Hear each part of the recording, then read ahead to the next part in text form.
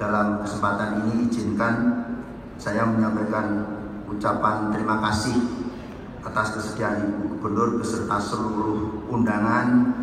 Semoga kehadiran Ibu beserta para undangan menjadi penguat kami untuk membangun perkebunan yang ada di Jawa Timur. Ibu Gubernur yang saya hormati, izinkan kami menyampaikan beberapa hal terkait dengan pelaksanaan Gebiar Pembangunan Perkebunan Jawa Timur tahun 2023 ini. Tentunya pada pelaksanaan kami menghadirkan seluruh insan perkebunan yang ada di Jawa Timur, kurang lebih ada 800 orang. Ibu, ini belum semua karena kapasitas ruangan ini juga terbatas, sehingga kami menyesuaikan. Tujuan kami adalah tentunya mengimplementasikan dan memperkuat kolaborasi antar stakeholder untuk mempertajam arahan Ibu Gubernur yang terkait dengan agriculture di Jawa Timur, yaitu tanam, petik, olah, kemas, jual. Dan itu menjadi panduan kami untuk mendorong terwujudnya peningkatan daya saing di dunia perkebunan. Tema yang kami usung pada Gebiar Perkebunan tahun 2023 ini adalah peningkatan daya saing produk perkebunan melalui kolaborasi dan hilirisasi komoditas. Dalam rangkaian kegiatan ini, Ibu izin kami mengadakan beberapa rangkaian kegiatan. Tadi sudah diawali dengan talk show dengan beberapa tokoh perkebunan dan narasumber-narasumber yang memang sangat kompeten di dunia perkebunan. Selain itu, kami juga menampilkan pameran-pameran komoditi-komoditi perkebunan, produk-produk perkebunan, dan mohon izin nanti Ibu berkenan meninjau stand-stand dari teman-teman yang ada di belakang kita. Ini adalah hasil produksi teman-teman kelompok tani dan yang dibina oleh mitra-mitra kita, perusahaan perkebunan, juga dibina oleh kabupaten dan kota yang ada di Jawa Timur. Pelaksanaannya kami laksanakan 1 hari tanggal 16 Oktober tahun 2023 di Ballroom Hotel Merkun and Convention Hotel di Kota Malang. Demikian beberapa hal yang dapat kami laporkan, Ibu. Selanjutnya, sektor pertanian saat ini masih terus menjadi andalan perekonomian nasional di dalam kondisi ketidakpastian. Perekonomian nasional secara umum masih menunjukkan ketahanan dengan ditopang peningkatan permintaan domestik, investasi, dan inflasi yang terus terjaga, serta berlanjutnya kinerja positif ekspor dari sektor pertanian. Berdasarkan catatan Badan Pusat Statistik, nilai ekspor pertanian Januari sampai September 2023 adalah sebesar 419,92 triliun rupiah. Dengan subsektor perkebunan masih terus menjadi penyumbang terbesar ekspor di sektor pertanian dengan kontribusi sebesar 91,05%, dengan nilai ekspor 384,86 triliun rupiah. Namun keunggulan tersebut saat ini tengah terancam oleh adanya El Nino. Oleh karena itu diperlukan strategi nasional yang terdiri atas antisipasi, mitigasi, dan adaptasi di bidang pertanian, khususnya pada usaha perkebunan. Dalam menghadapi perubahan iklim, terutama untuk meminimalisir dampaknya bagi mutu hasil perkebunan, dengan membangun kolaborasi antar kementerian, lembaga, Pemda, asosiasi, BUMN, dan legislatif untuk mewujudkan end-to-end proses. Hadirin yang kami hormati, dari sejumlah tantangan dalam subsektor perkebunan saat ini, pemerintah melihat Provinsi Jawa Timur telah terus berkomitmen penuh untuk turut serta meningkatkan produksi, nilai tambah, dan daya saing komoditas perkebunan. Pemerintah Provinsi Jawa Timur mendukung peningkatan produksi komoditas perkebunan dengan mendorong pesantren-pesantren untuk menggali potensi lahan kopi dan kakao dan mengoptimalkan peran Asosiasi Petani Tebu Rakyat Indonesia untuk memanfaatkan transformasi digital dan memperkuat sinergitas. Upaya-upaya ini berdampak positif pada kinerja produksi beberapa komoditas perkebunan unggulan yang sejak tahun 2019 hingga tahun 2022 menunjukkan tren yang meningkat setiap tahunnya, yaitu komoditas kopi meningkat 0,29%, kakao meningkat 7,43%, tebu meningkat 30,95%, dan tembakau meningkat 3,11%. Kinerja produktivitas beberapa komoditas perkebunan unggulan Provinsi Jawa Timur juga meningkat sejak tahun 2019 hingga tahun 2022. Di antaranya komoditas kopi meningkat 0,33%, kelapa meningkat 2,05%, dan tembakau meningkat 0,36%. Jawa Timur juga merupakan provinsi produsen gula terbesar. Produksi tebu Jawa Timur tahun 2022 mencapai 17,3 juta ton dan menghasilkan gula sebesar 1,1 juta ton. Jumlah produksi gula ini mencapai 49,55% dari keseluruhan produksi gula nasional. Setiap tahun Jawa Timur menjadi provinsi penghasil gula tertinggi Indonesia. Pemerintah Provinsi Jawa Timur terus berupaya mendorong para pelaku usaha perkebunan untuk memperkuat hulu hingga hilir, berinovasi dan kreatif dalam mengembangkan komoditas perkebunan beserta turunannya dengan didukung teknologi atau digitalisasi yang mumpuni, serta dengan mengajak asosiasi pengusaha Indonesia memperkuat sektor pertanian, perkebunan, dan peternakan.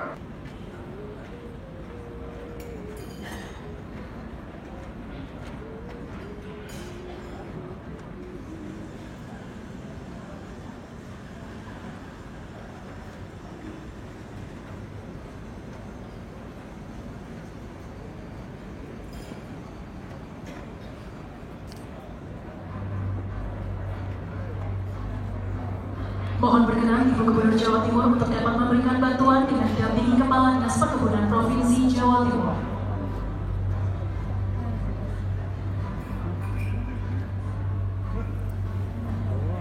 Empat dari kiri.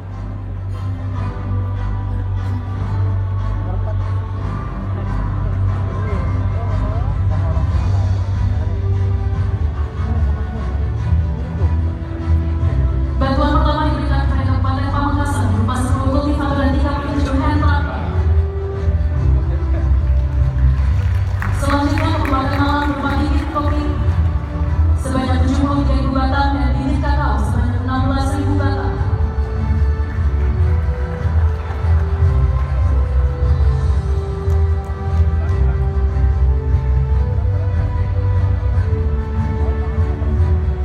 Bantuan selanjutnya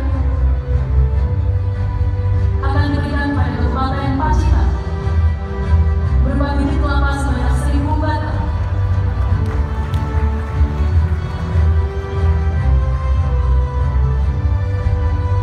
Selanjutnya Kabupaten Kediri berupa bibit kopi sebanyak 76.000 batang dan 400 paket pengendalian hama.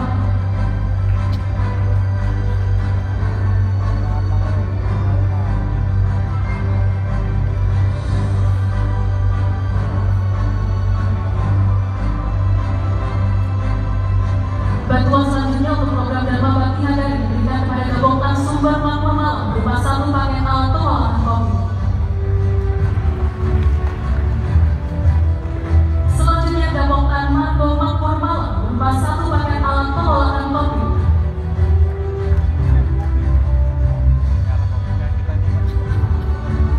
Dan yang terakhir Gabongtan Harapan Jaya Jember berupa 1 paket alat pengolahan kopi.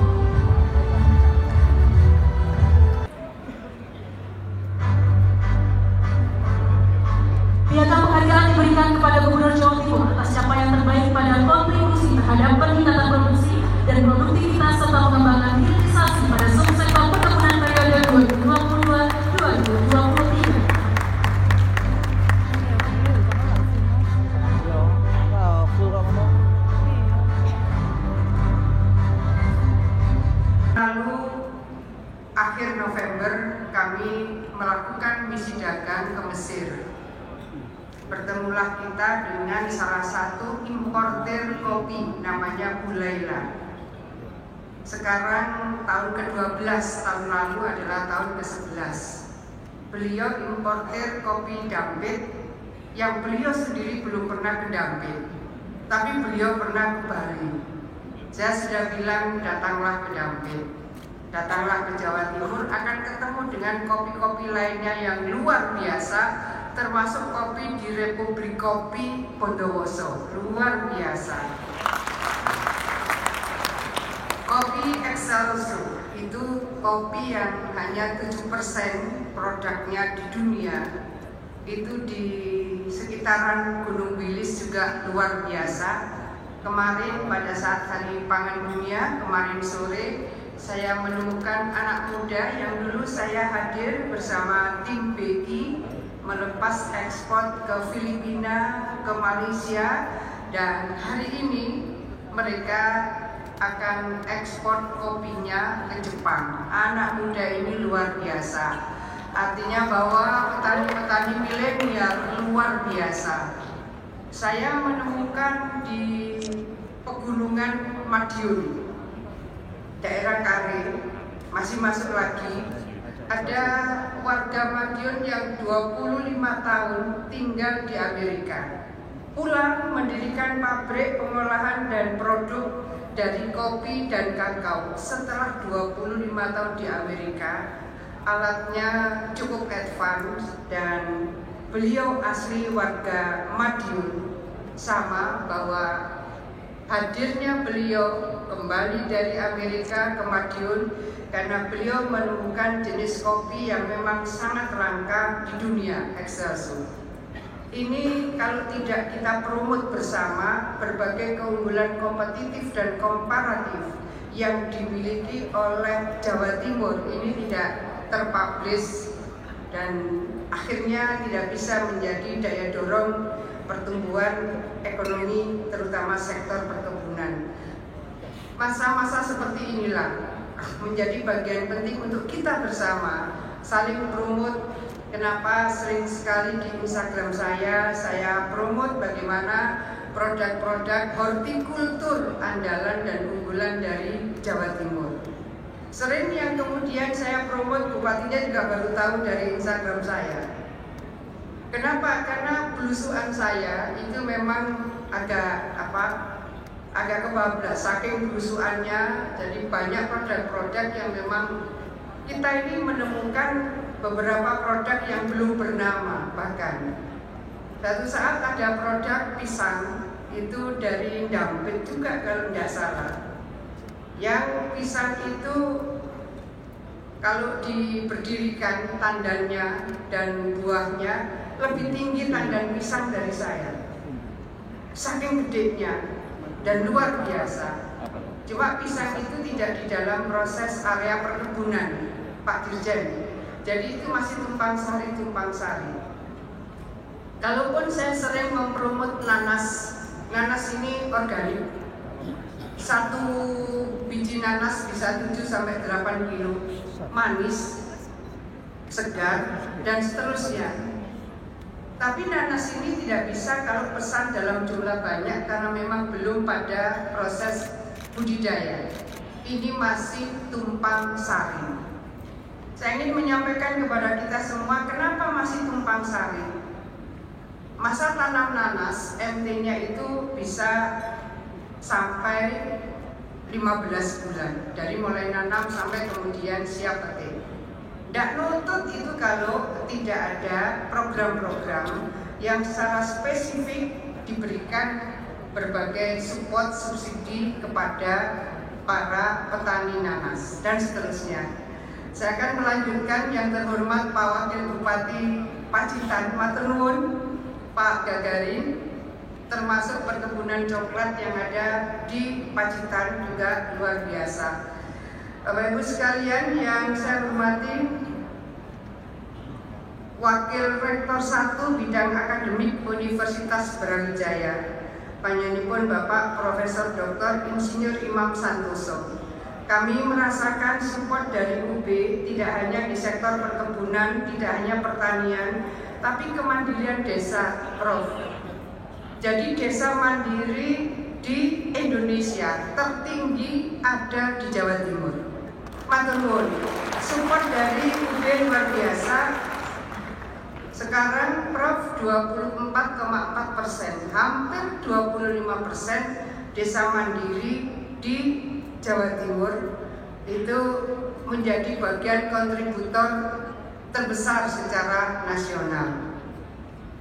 Terima kasih kami kepada UB tanggal 9 November kemarin. Prof Imam itu bersebelahan dengan Kepala Bapeda. Beliau yang simpan data-data itu. Tanggal 9 November kemarin, ini terima kasih kami juga kepada tim UB, diumumkan kemiskinan ekstrim dari tahun 2020 sampai Maret 2023, tapi baru diumumkan tanggal 9 November kemarin, Prof, kemiskinan ekstrim di Indonesia. Yang turun paling ekstrim adalah Jawa Timur. Jadi kemiskinan ekstrim kita turun sangat ekstrim, sehingga tahun 2020 4,4% dan per Maret 2023 0,82%. Perasaan saya kalau hasil survei September itu dirilis, mungkin kita sudah hampir 0%, karena insya Allah terukur bagaimana intervensi untuk penurunan kemiskinan ekstrim. Semua ini terkait dengan perkebunan yang dilakukan oleh para gapotan-gapotan. Berbagai ragam sektor perkebunan yang panjenengan inisiasi banyak kembangkan, semua akan berseiring pada proses penurunan kemiskinan pedesaan, dan termasuk di dalamnya adalah penurunan kemiskinan ekstrim. Kawan-kawan saya dari OPD Pemprov Jawa Timur, matur nuwun Pak Dr. Heru Suseno, dan beliau juga PJ Bupati Tulungagung, Kepala Dinas Perkebunan, Kepala Bapeda, banyak sekali yang ada di sini. Semuanya Kepala Dinas Perhutanan. Antara kehutanan dan perkebunan ini harus diatur, karena banyak sekali Pak Dirjen perkebunan dilakukan di perhutanan sosial. Kopi ini rata-rata di perhutanan sosial, kakao juga rata-rata di perhutanan sosial. Banyak gapotan kopi dan gapotan di sektor kakao kaya-kaya mereka. Mereka juga menginisiasi tempat-tempat wisata, dan itu luar biasa. Oleh karena itu sinergi kolaborasi antara Dinas Perkebunan dan Dinas Kehutanan itu harus sangat mikro. Bapak Ibu sekalian yang saya hormati, ini banyak sekali, pokoknya semua tamu undangan semuanya ada dari Bank Jatim, ada dari Bank UMKM, ada dari pelaku usaha, gapotan, semuanya. Terima kasih atas kerawan panjenengan semua. Saya ingin menyampaikan beberapa hal. Boleh ada slide-nya sudah jadi belum? Ya. Ini yang tadi saya matur, pisangnya Kabupaten Malang. Saya kesana dulu juga sama Pak Didi. Terima kasih bahwa Jawa Timur berkontribusi 28,41% terhadap produksi pisang nasional. Ini artinya bahwa pisangnya Jawa Timur ini produksinya tertinggi secara nasional. Maka Gebiar Pembangunan Perkebunan kali ini yang mengambil tema kolaborasi dan hilirisasi itu menjadi nyekrup. Kalau ini tidak dibangun penguatan hilirisasinya, maka nilai tambah itu akan kecil. Tapi ketika kita masuk pada hilirisasi, nilai tambah itu akan lebih besar, bisa dinikmati baik oleh petani maupun oleh pelaku UMKM. Next.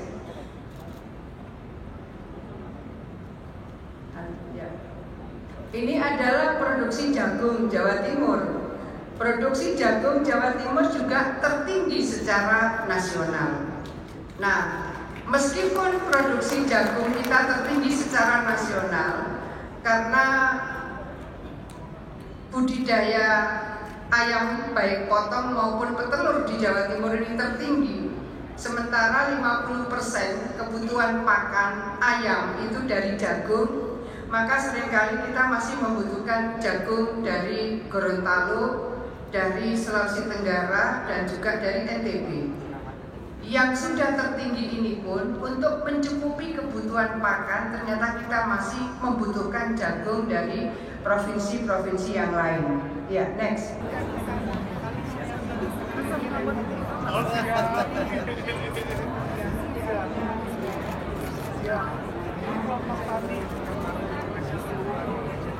Yang mulai kemarin yang dapat pengembangan ini jalan, kita mengeluarkan kelompok-kelompok ikan untuk pengembangan ekstra.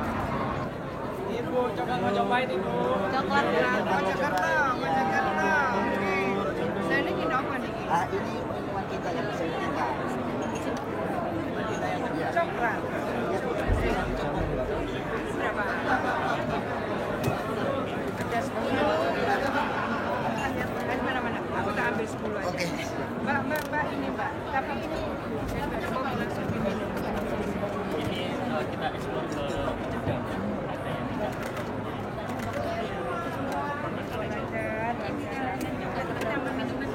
Sama ya pakai kaleng. Jadi Mbak Lulu Saya ada 10 ya? Oke. kolam jadi 2. Oh tapi enggak ada ini kalau dari tanah ya. Enggak saya beli aja. Jadi ini diapakan? Direbus. Direbus berapa kali berapa? Oh ini habis digenggam aja nanti. Perkebunan di Jawa Timur ini luar biasa. Kalau dari seluruh sektor pertanian per 2022 kemarin 303 triliun. Dari 303 triliun subsektor perkebunan ada 40 triliun. Di kira-kira 14,4% dari sektor pertanian di subsektor perkebunan itu memberikan kontribusi terhadap PDRB Jawa Timur 14,4%. Kita berharap bahwa untuk kakao, untuk tebu, kemudian untuk kopi dan tembakau, ini 4 besar di sektor perkebunan Jawa Timur, terus bisa dimanage kolaborasi dan hilirisasinya. Kolaborasi itu penting karena hilirisasi itu membutuhkan beberapa kebutuhan dasar, apakah kaitan dengan digital ekosistemnya, marketingnya, sampai kepada alat-alat penunjang, jejaring pasarnya, maka kolaborasi menjadi penting. Dan berikutnya kita ingin memberikan nilai tambah lebih besar itu melalui hilirisasi. Saya rasa itu kawan-kawan sekalian. Dari sejumlah bantuan tadi kira ada target tersendiri untuk ya, kalau nanam kopi dan nanam kakao itu saya sudah pernah meminta kepada Pak Agung. Waktu itu Kapuslit Kopi dan Kakao di Jember itu detail sekali. Jadi jika dari saya memetakan dari perhutanan sosial, jika dari area perhutanan sosial yang MDPL-nya sekian gitu, bisa ditanam berapa banyak, berapa tenaga kerja, berapa kebutuhan modal, dan berapa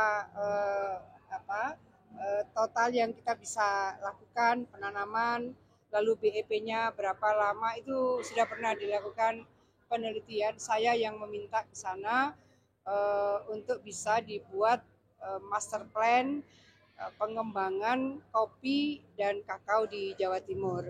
Maka tadi bibit yang banyak disupport juga adalah kopi dan kakao. Mudah-mudahan awal Desember kita sudah bisa membagikan bibit itu dan kita bisa melakukan penanaman bersama. 2 bulanan yang lalu saya juga menanam kopi bersama di Batu. Jadi saya rasa kita bisa melakukan pengembangan sektor perkebunan ini dengan lebih luas lagi. Beberapa waktu yang lalu saya juga menanam bersama jajaran tim PTPN hampir seluruh Indonesia di Bondowoso. Karena ada PTPN yang ada di Sumatera itu menginvestasikan untuk menanam kopi di Bondowoso.